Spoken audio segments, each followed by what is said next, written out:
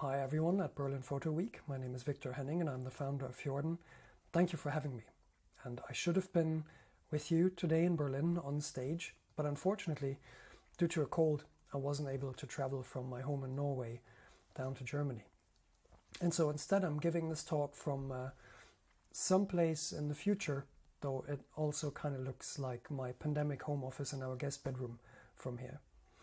So anyways, I'm here to talk to you about the camera of the future, and I should start this talk with a caveat. I'm not a professional photographer, and I'm also completely new to this industry. So you might be wondering, what can I possibly tell you about the camera of the future that you don't already know?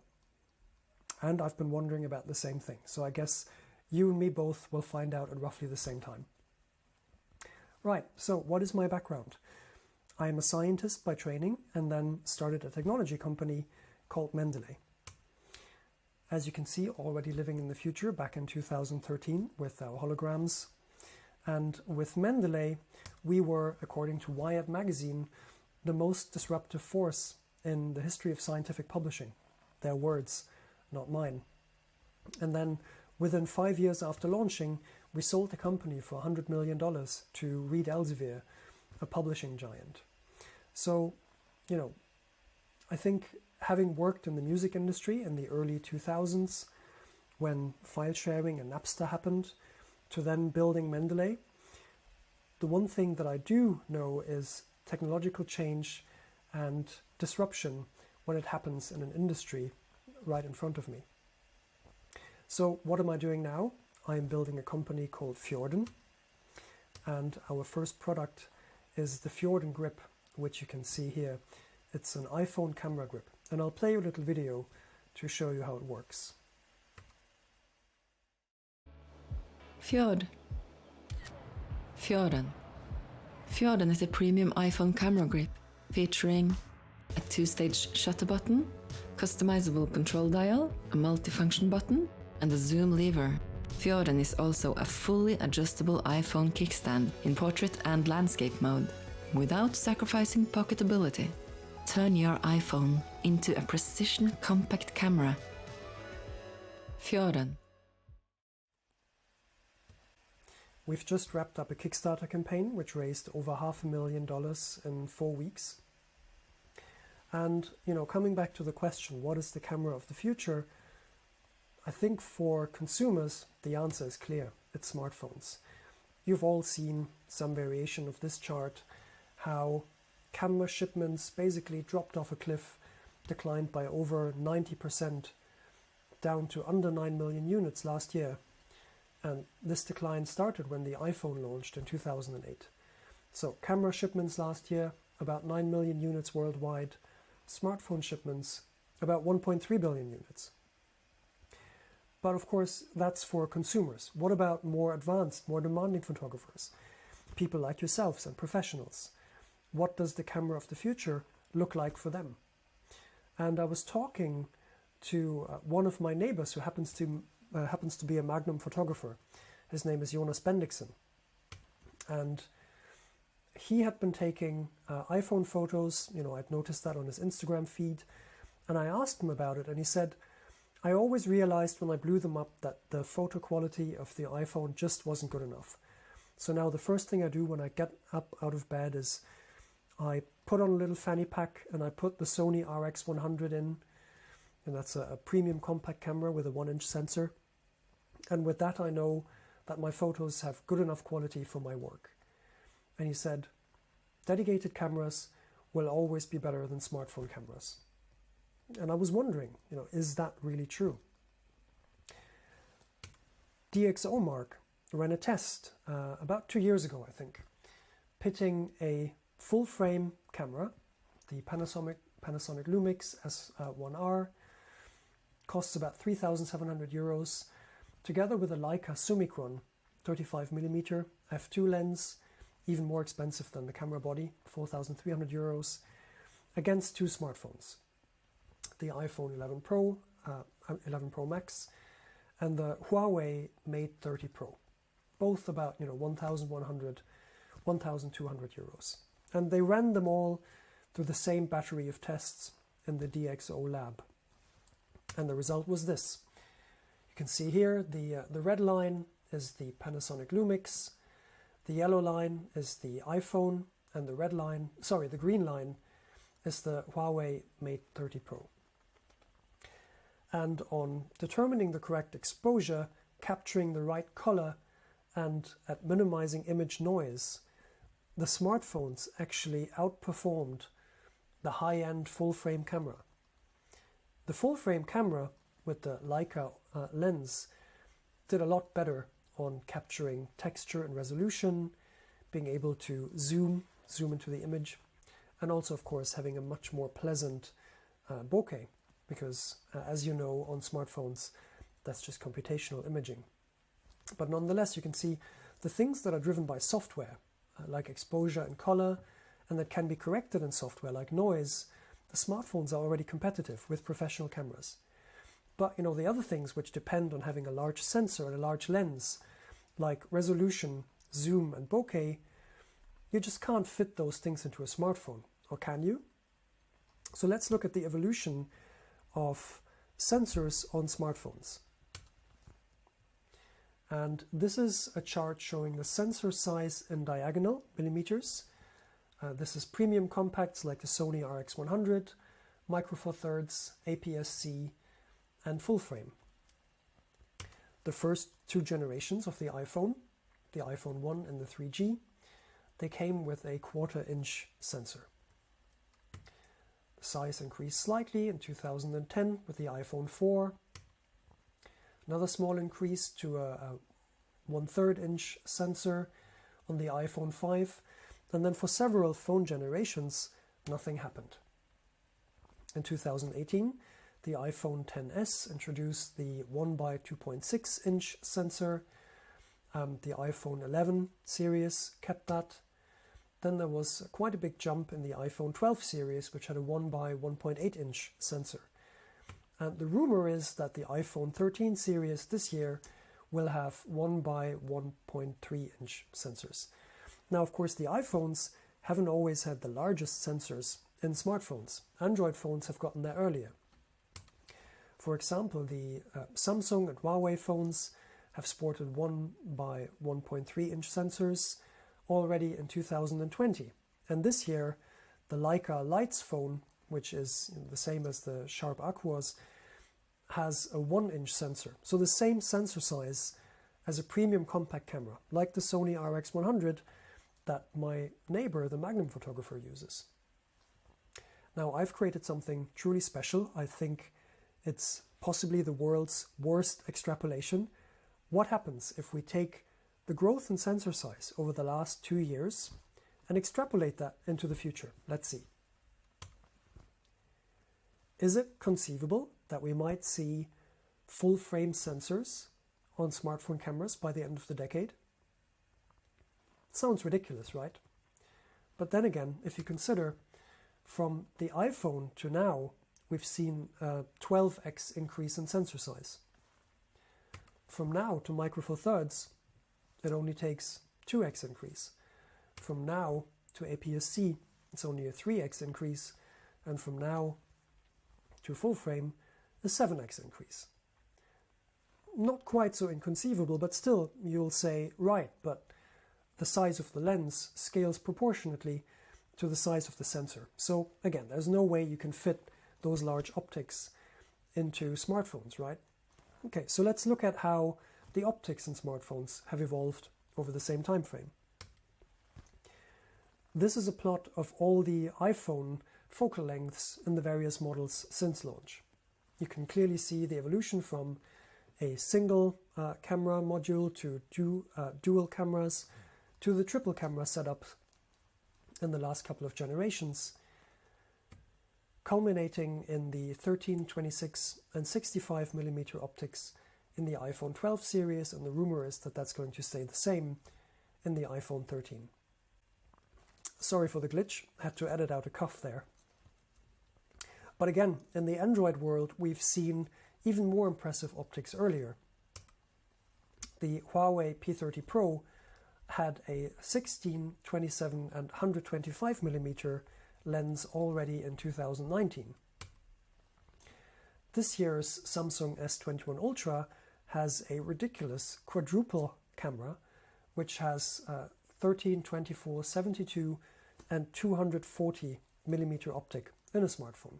And Oppo has just announced an actual optical zoom. So not just, digital zoom between the fixed focal lengths, but an actual optical zoom between 800 to 200 millimeters starting from next year's smartphones. It's truly impressive. And if anything, smartphones have gotten thinner over time. But there's a limit to this, right? There's only so far that, optics can scale, unless there's a paradigm shift. And that paradigm shift, I believe, is coming. And it's called metalenses. So what are metalenses?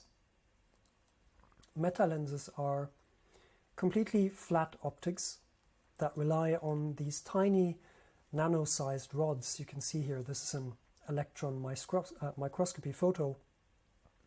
And these tiny rods are just a couple of atoms high, and they interact with the wavelength of light and bend it, and thereby work as a lens.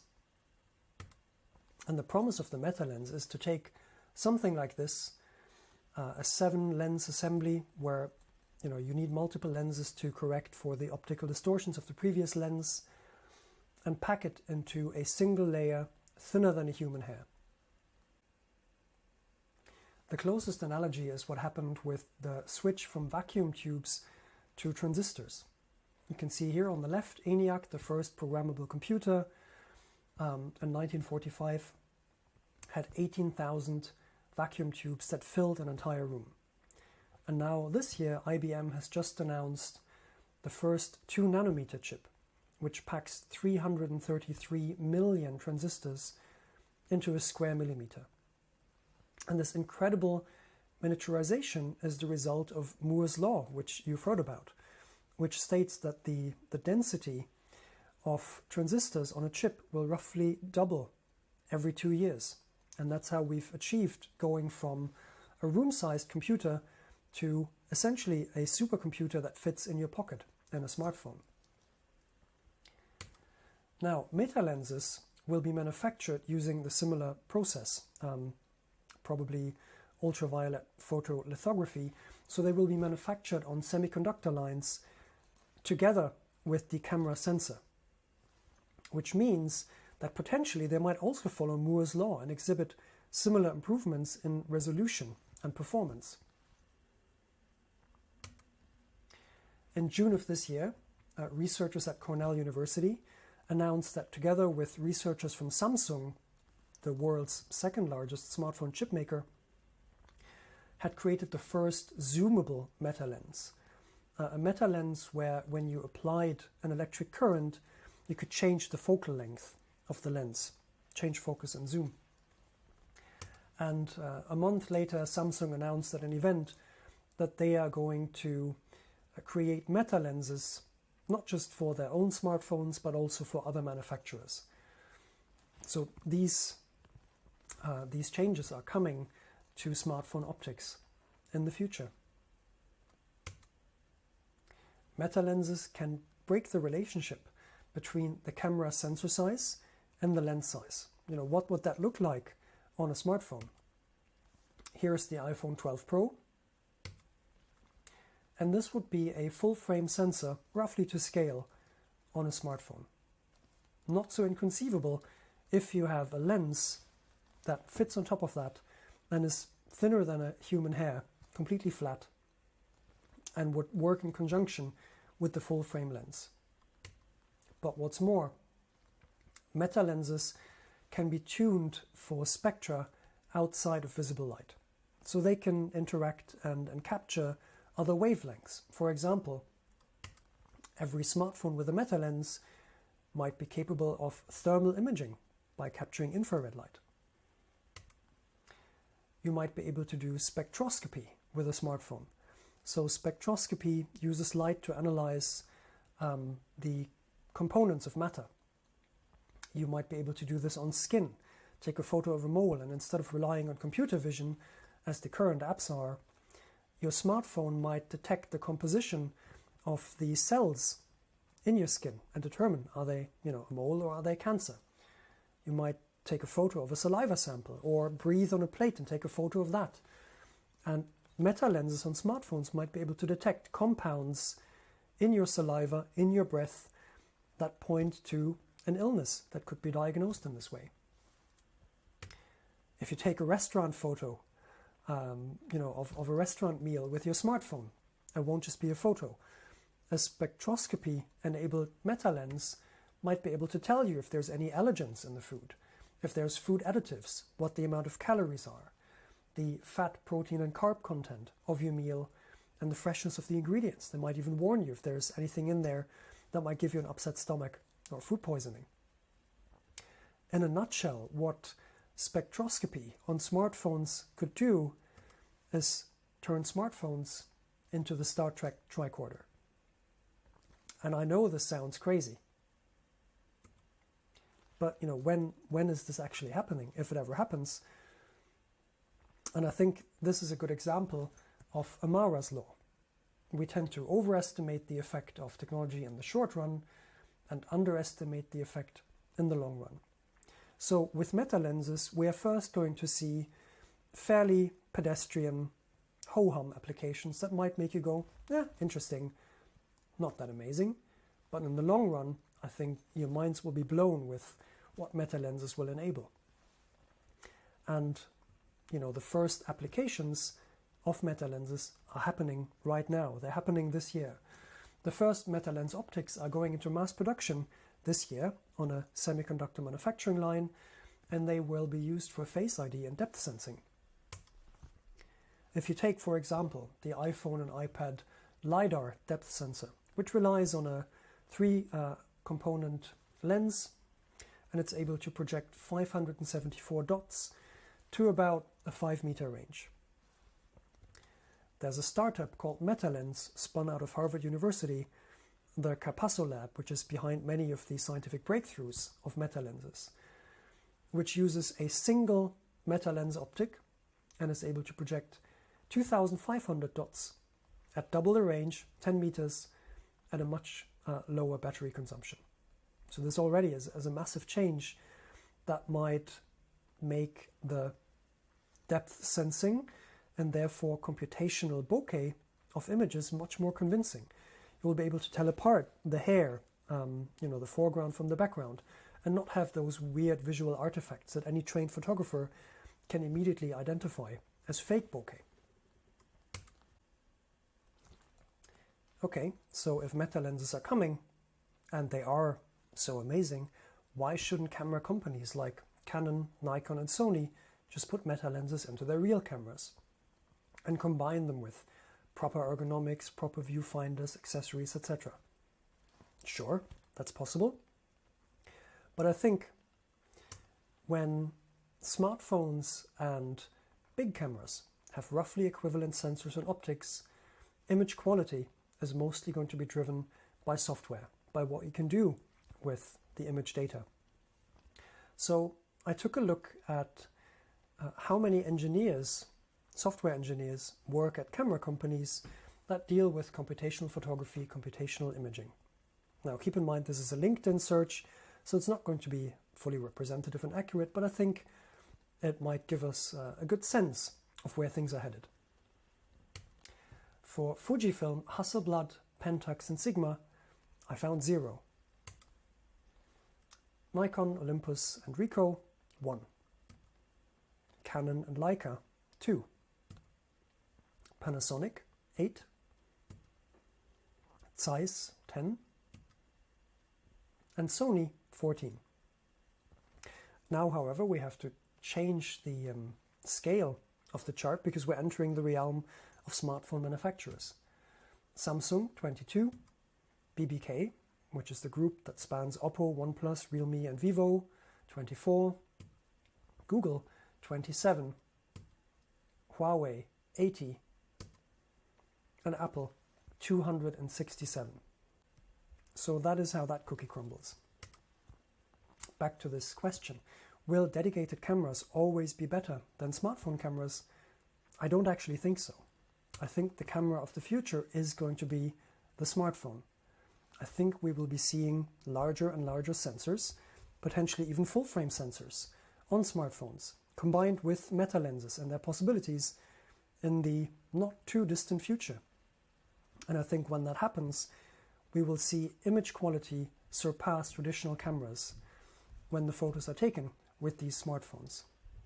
What if you want proper camera controls and ergonomics on your smartphone camera? I think you might be using an attachment like this that gives you those additional camera controls. But then again, I would say that, wouldn't I? Because I've just started a company around this idea. So thank you very much for listening to me. You can download this talk at fjorden.co/bpw, and you can reach me for questions and comments, which I'd appreciate, at victor@fjorden.co, and you can follow Fjorden at fjorden.co and at fjordenco on Twitter and Instagram. Thanks, and I hope to see you in person soon.